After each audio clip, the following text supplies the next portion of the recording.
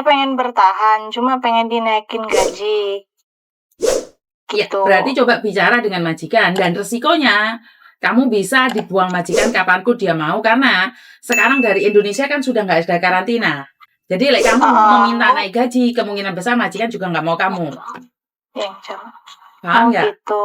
Iya, Paham. sekarang kan nggak usah karantina dan majikan pun nggak perlu bayar mahal-mahal dari Indonesia dengan gaji yang standar. Iya sih, Miss. Iya, makanya gitu. Kembali pada dirimu sendiri. Apa sih yang kamu mau? Apa sih yang kamu cari? Kalau kamu merasa rugi dengan membelikan mereka makanan, ya jangan memberikan. Kamu harus ngomong. Karena orang Hong Kong itu modelnya, Mbak, suka lupa. Iya. Kalau kamu nggak ngomong, mereka itu suka banget, nggak peduli. Mereka nggak peduli, ya udah kamu nggak ngomong mah. Nggak maksudku. Jadi lebih baik ngomongnya data om mau Cino kamu ya. Paham? Paham. Jadi kalau majikanmu tidak suka dengan caramu seperti itu, kemarin sudah gajian jumbo ke saya nih ya, tak ya Pak Man. Mau ye, mae wah kalau lepai mau Cino. Paham nggak maksudku? Paham. Ya dia sih gini, Miss. Tiap ngasih uang 100 itu cuma pas habis gajian aja gitu. Selebihnya ya jarang ngasih juga sih. Maka dari itu kamu harus ngomong. Sayang. Karena orang Hong Kong, kalau nggak diminta itu lupa. Bukan orang Hong Kong ya, saya sendiri ya. Saya di rumah ada Cece. Kalau Cecenya nggak ngomong, saya nggak tahu, Mas sayang. Tak pikir itu pakai uangku. Tak pikir itu pakai uang belanjaku, padahal pakai uangnya dia. Paham nggak? Iya lebih baik ngomong. Karena orang Hong Kong lebih suka ngomong. Wah, lebih suka kita jujur ya. Betul. Kalau kamu nggak bisa ya udah nggak apa-apa. Katakan nggak bisa, aku nggak punya uang, Dadai. Ngerti nggak? Paham, Miss. Cuman kalau saya pengennya sih pengen jaga nenek. Cuman takut adaptasinya itu lebih lama. Soalnya jaga anak ini pada rewel anaknya. Kalau nggak ada orang tuanya berantem terus. Akunya yang sering marah-marah, sering darah tinggi. Dan kamu yakin jaga nenek nggak ribet, sayang? Jaga nenek bau, masih walaupun sehat ya, sekarang sehat, tapi nenek kan kemungkinan besar akan tidur di ranjang. Dan itu pastinya tidak mudah juga. Apalagi yang nenek sendiri, nggak ada kerjaan, kamu punya kamar sendiri, gajimu gede, malah neneknya emosinya nggak terpantau. Paham nggak? Iya, Miss, paham. Jadi dipilah-pilah dulu mana yang bagus buat kamu, mana yang nggak bagus. Dan sekali lagi jangan tamak. Kalau kamu tamak, kehidupan kita menjadi hancur, dong.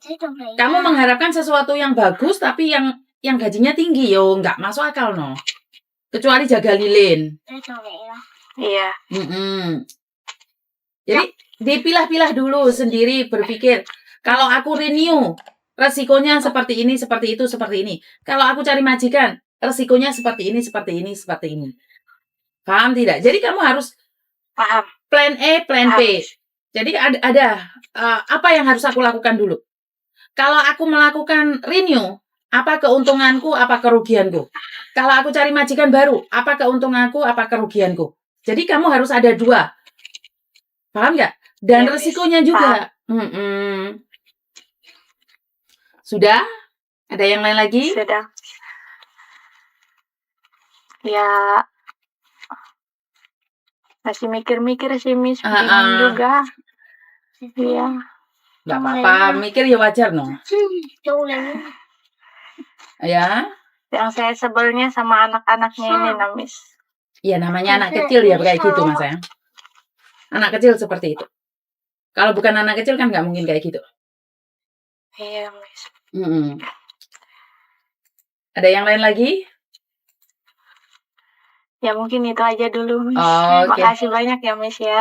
Oke, bye-bye. Ya, bye-bye. Oke, Mbak. Seperti yang saya selalu katakan bahwa semua itu ada keuntungan, ada kekurangannya, ada kelebihannya, ada kekurangannya juga. Jadi setiap pilihan itu kembali pada kamu, Mbak. Saya pribadi, saya tidak bisa memberikan solusi kalau kalian sendiri tidak memilih. Jadi kalau renew resikonya seperti apa, kalau nggak renew resikonya seperti apa. Jadi kalian sendiri yang tahu, karena saya tidak tahu. Karena yang tinggal di rumah itu kalian, yang berbicara itu kalian dengan majikan.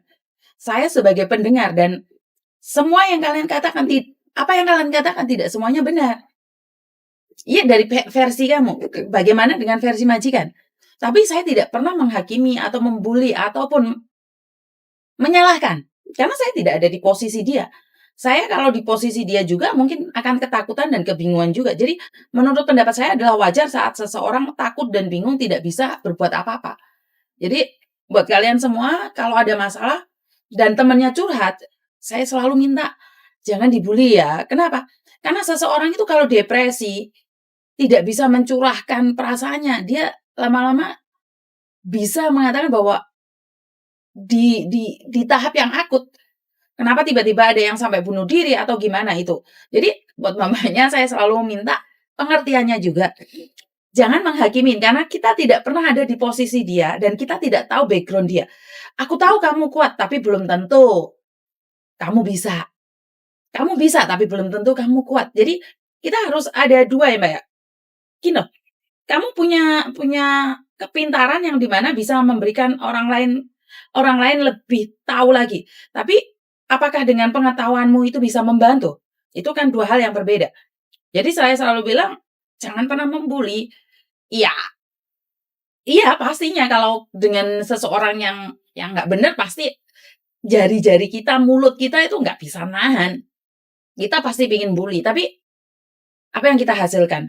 Tapi juga buat mbak-mbaknya kalau melakukan kesalahan sesuatu yang fatal terus kalian tidak ingin dibully, ya jangan melakukan. Jadi buat mbak-mbaknya yang tidak melakukan kesalahan fatal kalau kalau melakukan kesalahan fatal dan tidak ingin dibully, ya repot juga. Jangan melakukan kesalahan, intinya menghindari kesalahan. Karena saya pribadi, jangankan saya ya, bapak saya aja, ayah saya aja itu menurut saya sudah benar, tapi selalu dimarahin sama ibu saya. Jadi karena saya tidak di posisi ibu saya gitu loh.